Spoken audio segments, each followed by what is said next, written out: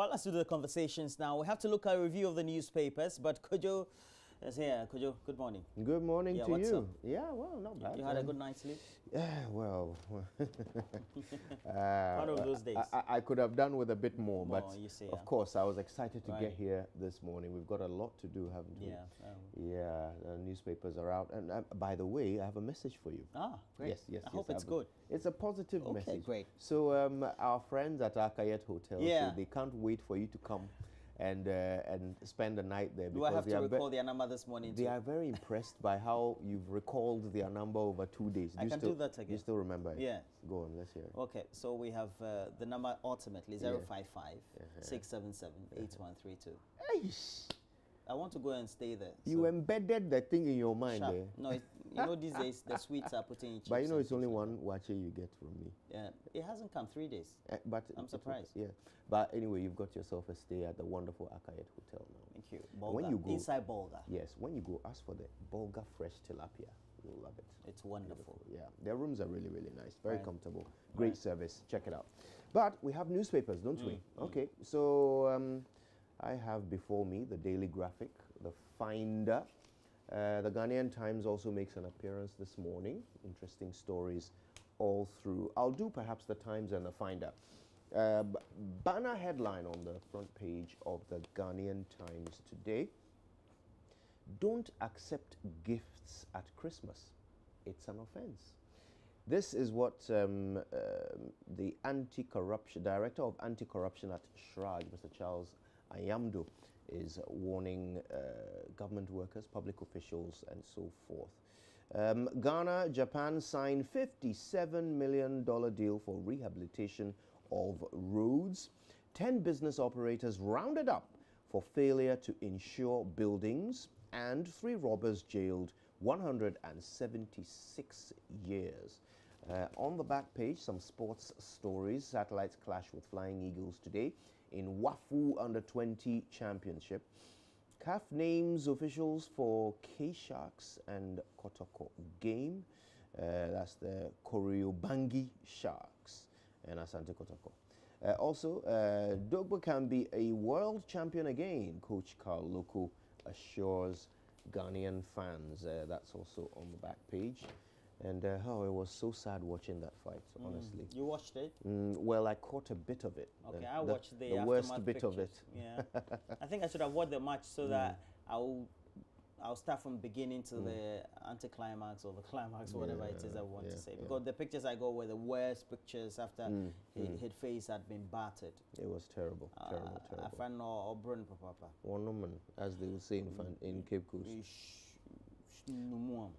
But he's such a resilient fighter, and I certainly look forward to seeing him back. He's been a champion, so he can always be. Yeah.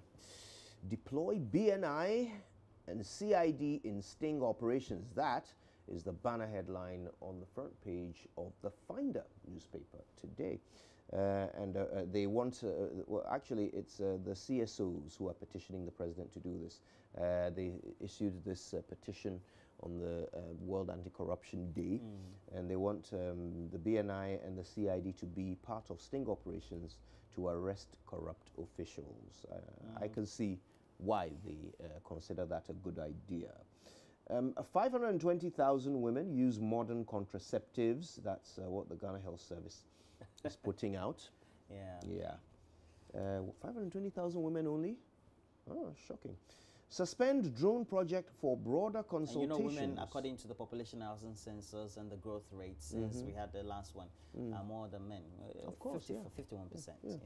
I've been told to tell you, though, that I have only 2 friends in the whole of the Bolga Apais area.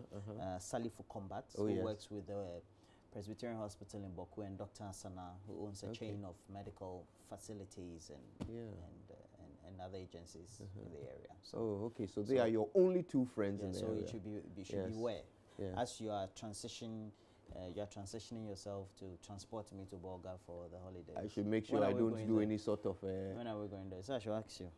Well, I can certainly imagine the 4 of us sitting around the swimming pool at Akayet Hotel, enjoying some Bolgatanga kebab.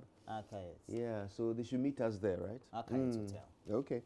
Right, suspended drone project for, suspend drone project for broader consultations.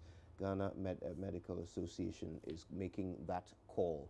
And we'll talk a little bit about that today. It's the issue of the day, really, isn't it? And I was surprised that the Ghana Medical Association decided to go big on it after it'd been passed. Yes, I mean, I knew they were considering putting out a statement for a few days as the debates heated up. Started brewing since the last week, so I was wondering. I thought maybe you strike the iron when it's hot. True. Well, they left it till the day before parliamentary approval was to be sought, and well, it didn't make a difference to the members of parliament who voted for it. Difference, really. Okay, Japan gifts Ghana 57 million for N8 road rehabilitation, and NIA registers 25,728 people in Langkwantanang and Medina in 4 days. The numbers, I don't know what you think. The numbers seem small for the number of, for the amount of time and the they've been out there. That need to be registered in those areas. The progress seems very, very slow. Because they cannot tell us that for those that need to be captured, the last, especially in Adenta, they have only approximately around 100 and something thousand people. It's not possible. It's not possible. But I've got to say, look, it is crucial that the NIA succeeds at this. You know, it is the foundation for so many of the changes that Ghana has to implement in all aspects of our lives. Introduction. Yeah. Because this registration we're doing is just a double registration. Really. Well. SNIT is registering, National Health Insurance Authority is registering, even the banks are registering. You're talking about biometric information, right? Yeah, they're taking your fingerprint, your stuff. And by the way, it is all against the law. It's all unlawful for is. any institution apart from the NIA to collect and store biometric data. But once you the take law somebody's only bio allows data, the NIA to do it. No. Now even churches, I know some churches that take biometric data. It's illegal. And all What is that? What is that? That information is valuable, you know. But anyway, so the NIA really need to succeed so that all the other policies that depend on our ability to identify people can actually work. I think that's me, Roland. Okay, so let's look at the daily graphic. It has a story, Yendi ready for Yaa Naa's funeral. We're sending Kojo Yankson there for a live coverage. We'll be tomorrow. I would love to be there, actually.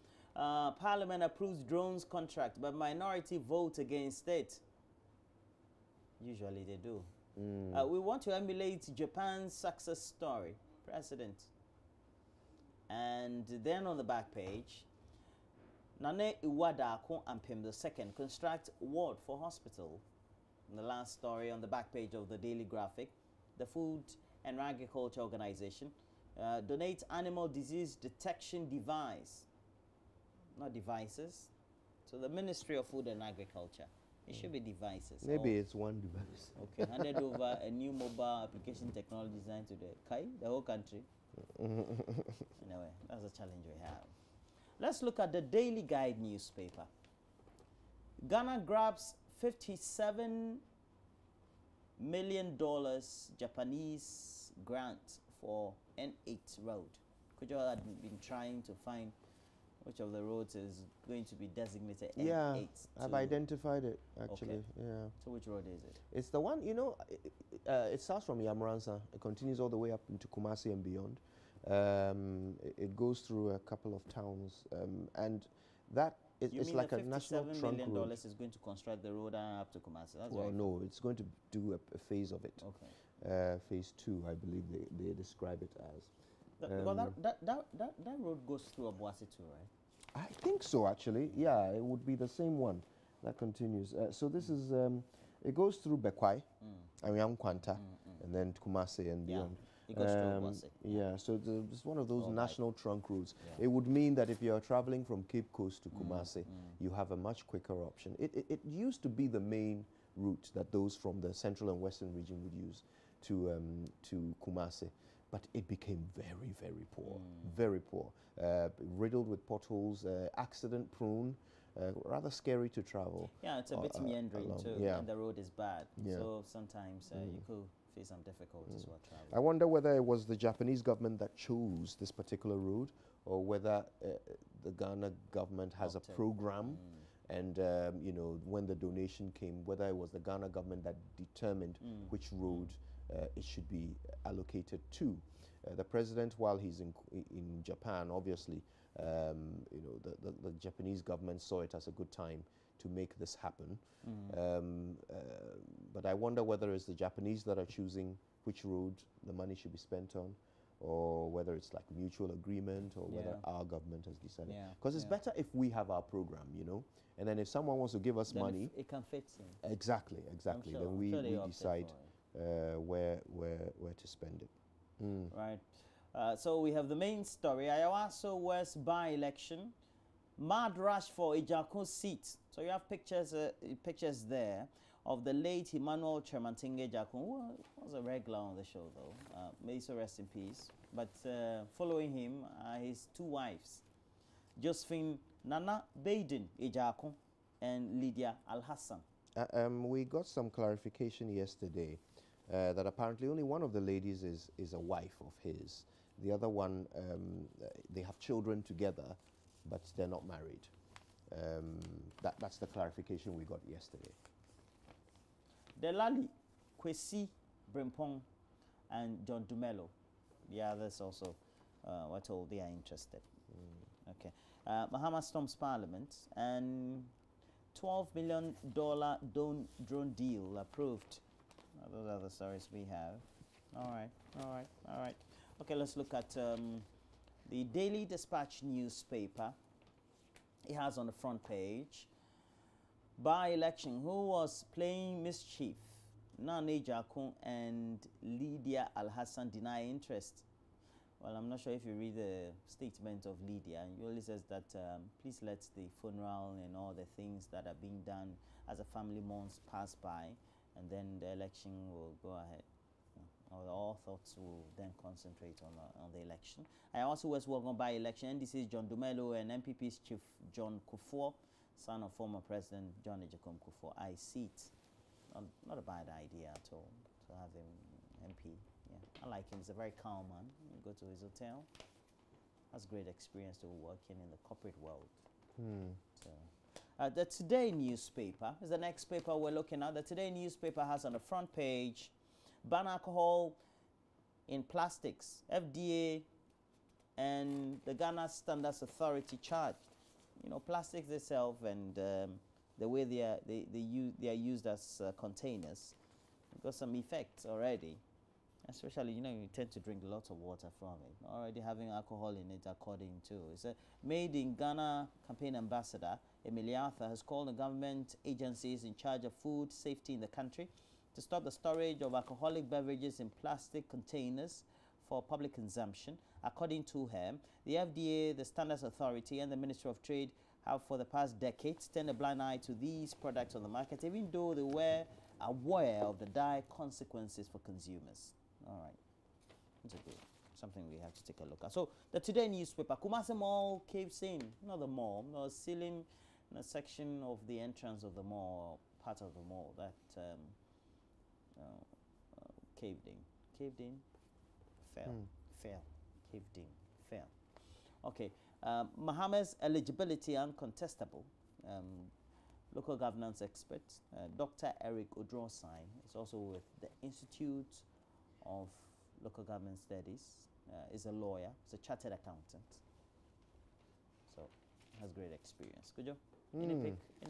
Yeah, I've spotted two stories I wish we could touch on quickly.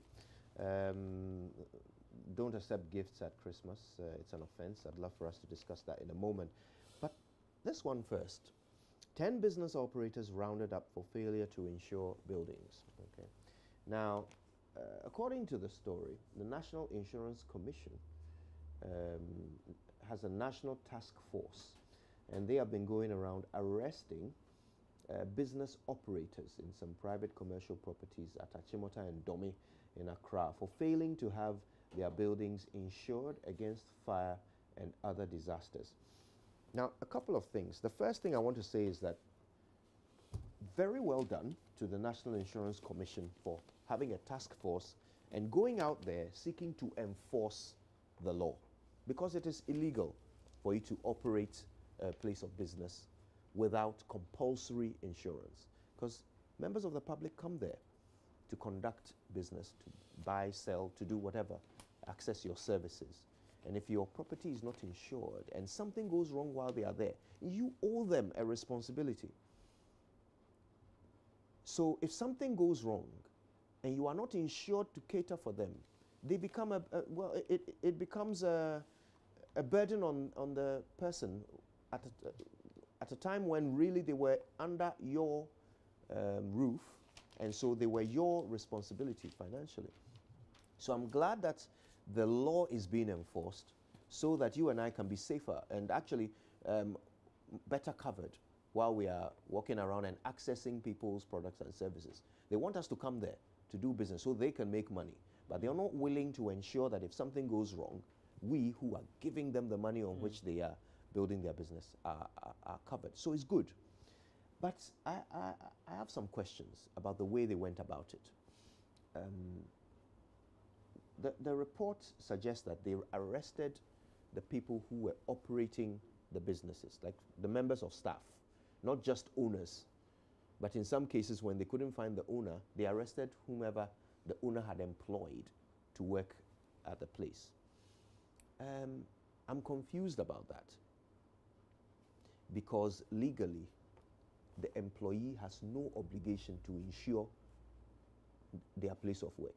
You and I, we are not obliged to insure this building. So if the task force comes here and arrests you and I, what are they doing? Okay, and what would they charge us with? What offense would they charge us with? What have we done wrong? As workers. Exactly, as workers. So I'm confused about that. It seems a misstep. And actually, if I work somewhere and the police or a task force turns up to arrest me, an employee, I will certainly sue them. Because arrest is a traumatic experience. They put handcuffs on you, throw you in the back of a car, take you to the police station. You have to write a statement. It becomes a matter of record that you've been arrested. So what is the crime they will be charging these employees with? I would much rather they go after the owners. If you can't find the owner, please don't harass the employee. It's not their job to insure the building. But also they said something interesting when they were asked about the method they are using of arresting those who haven't insured their property. And this is a quote from Mr. Bento, who I believe is the chairman of the task force, Mr. Joseph Bento. He says, and I quote, "Our focus is not to stop business activities from going on. We prefer that all owners and occupants comply with the law. The exercise today is for us to compel the users and owners of the buildings to get the insurance." So he was saying this in response to the question, why don't you just shut down the business instead of arresting them? And he says, our focus is not to stop business activities from going on.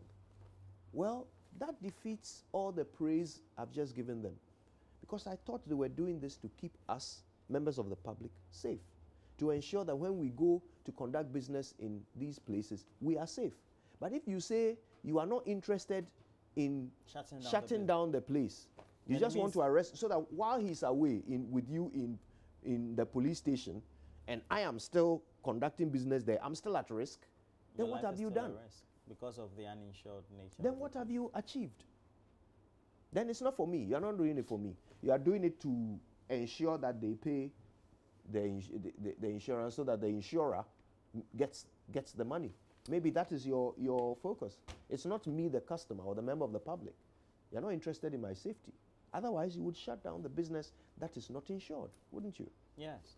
But I think also the National Insurance Commission needs to take the whole look about the population or the public's own belief in insurance itself, because if they did that, or perhaps they tried to do the conscientization so that the insurance industry becomes more acceptable to the population, then perhaps also when they took steps to compel businesses or people to undertake insurance, it depends on where they are operating, whether for the home, etc., we will be obliged to listen to them and obey the regulations. And it's also because of that we've had experiences in which the public feels the insurance companies, which usually would insure them, does not give them or do not give them proper services at the end of the day when they want their claims to be made.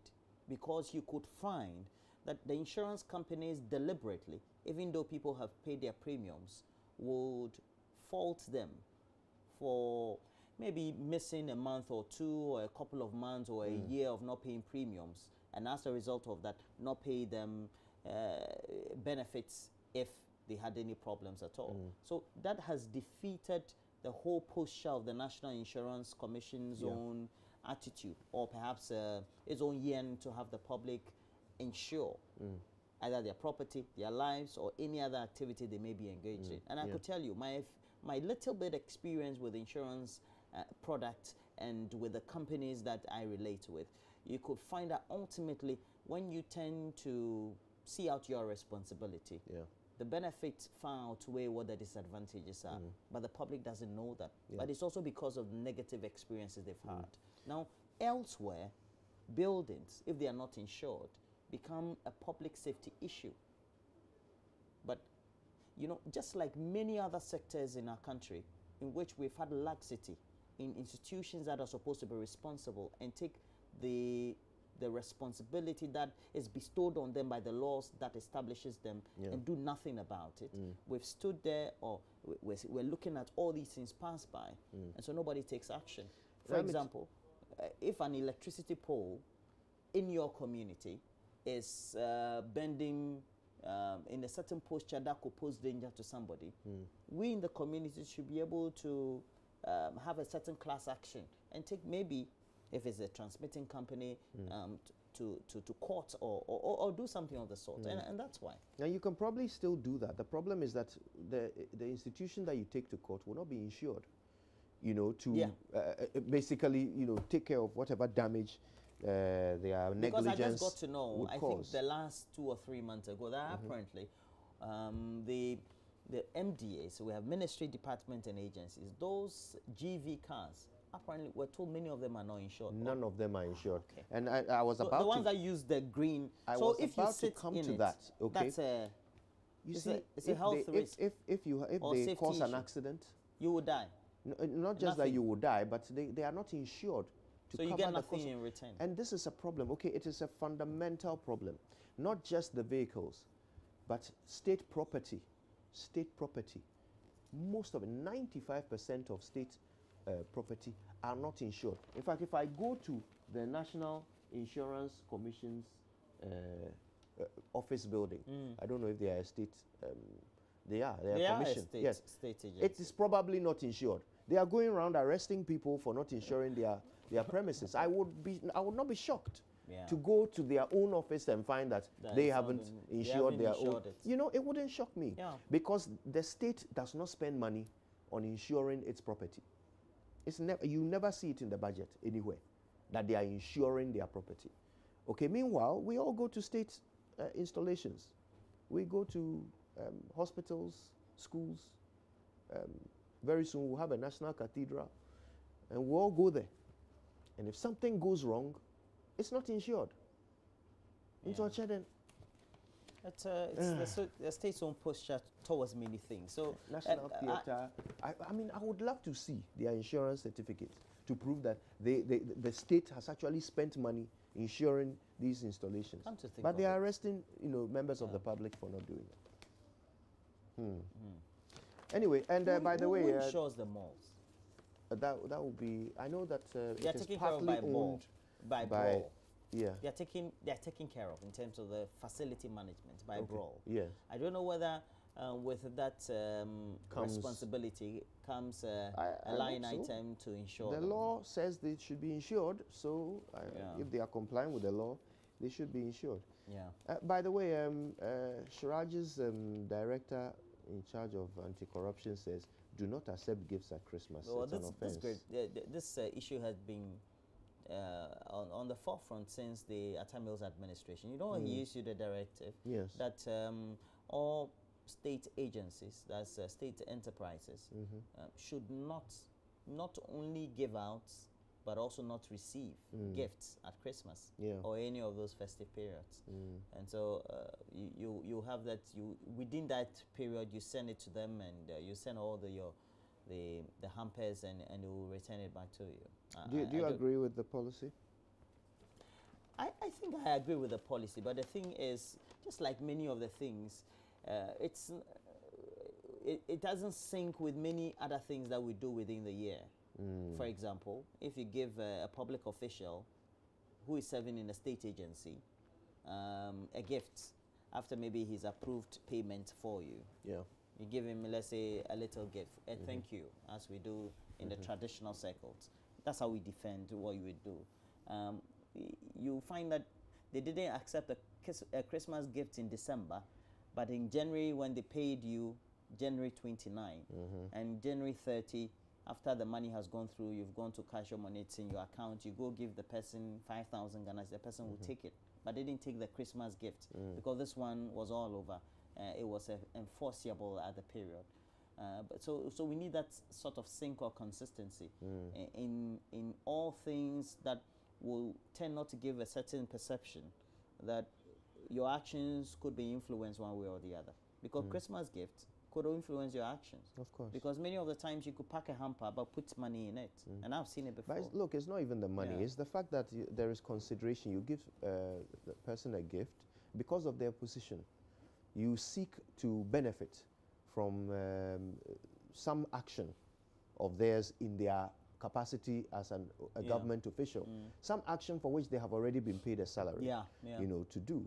So if you are giving them a gift in order to get a certain service, then that means I, who can't afford to give them a gift, I don't get access to that same service. Now this is what we're doing now, where we're giving the gift after the approval process, so we don't give it prior. We think that when we do that, then that is consciously illogical. Like, even if you think about it in terms of the economics of the arrangement, it doesn't make any sense. So I have done work. I finished doing the work. So you now owe me. I must pay you to pay me. That's what I'm saying. Now they pay you after you have paid them. It's illogical. They'll give you. But that's the idea. If you don't give you a gift after you've paid. Yeah, but if you don't give that gift, the next time you are due a payment. They'll give you the gift after the approval. Yes. Yeah, if you don't give that gift, the next time you are due a payment, it won't happen. So you are basically paying them to pay you. Well, let's look online. Let's see what's there. Yeah, so we have a couple of stories there. Yeah. NIC task force swoops commercial buildings without insurance, RX6. We also have GMA demands suspension of drone health service deliveries. And Rickard Hagan withdraws from predetermined NDC primaries. Predetermined. Well, can you continue? Oh dear. Joy Prime and SALM excite thousands at a beautiful Christmas concert. This was lovely, by the way. Salt and Light Ministry always delivers at these I'm told you were there. carols. It was wonderful. Okay. I'm told you were there. You said it was wonderful. Now, if were I say you it there? was wonderful, don't you agree? I couldn't make it, but it was wonderful. Ghana not prepared for looming earthquake, Geological Service warns. And in fact, yesterday we couldn't finish the interview that I had with the National Seismological Observatory. No, that's a different institution actually. I went to the National Seismological Observatory. That's where they gather the data. Okay, Geological Survey Authority. Yes. Okay. And look, he said that no matter what, we are due a big earthquake, but we just don't know when it'll happen. Bawumia promises passage of RTI bill in 2019, and is Griffin crying over spilt milk? Norvan Aqua-Hayford asks some important questions about the contract between ExxonMobil and GOIL. Amewu-led Ameri deal better, in quotation marks, ASEP Lords. And I guess there's also a hunt for the Strasbourg gunman who killed 3 people. On the BBC, there are details of that particular story. There are other stories as well. Congo leader denies his family is corrupt. Yeah, well. And Kenya coins replace leaders with animals. Okay. Yeah. And yeah, many people in Kenya felt like the images of their presidents on the money was to glorify the people and they would much rather glorify their animals that bring in so much foreign exchange. All right, there you go. Okay. German family bar from US. Oh, that's interesting. All right, and we know that this is the last period for Joseph Kabila to be in power. So, well, last period on paper. Yeah. Well, I hope the election takes place and then there's a transition. So let's see how it all unfolds. So skeptical about that one. Oh no, the DRC. I have faith. All right, so this is what you can have faith in. The Champions League matches took place yesterday. We have Napoli dropping out, not qualifying to the next stage. They'll have to go to the Europa. But we have PSG topping the group for the one in which Liverpool was second. So we have all the updates with Benedict also.